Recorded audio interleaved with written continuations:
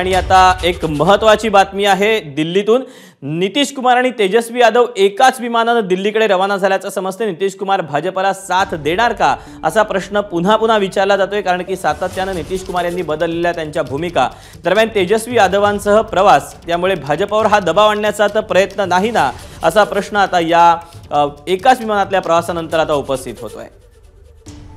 त्यामुळे नितीश कुमार आणि तेजस्वी यादव हे एकत्रच विमानाने दिल्लीसाठी निघालेले आहेत। एकीकडे नितीश कुमार हे एनडीए मध्ये सहभागी होणार की इंडिया आघाडीमध्ये हे पाहणं महत्त्वाचं ठरणार आहे, कारण की नितीश कुमार यांच्या जेडीयूकडे 12 खासदार आहेत। त्यामुळे आता नितीश कुमार हे दिल्लीमध्ये सत्ता स्थापनेच्या साठी किंग मेकरचा रोल हे बजावू शकतात। तर दुसरे आहेत चंद्राबाबू नायडू, जे सध्या इंडियाचे घटक पक्ष आहेत, त्यांच्याकडे देखील 16 खासदार आहेत। त्यामुळे त्यांची भूमिका देखील अतिशय महत्त्वाची ठरणार आहे। नितीश कुमार असतील किंवा चंद्राबाबू हे दोनही किंग मेकरच्या भूमिकेत सध्या पाहायला मिळणार आहेत।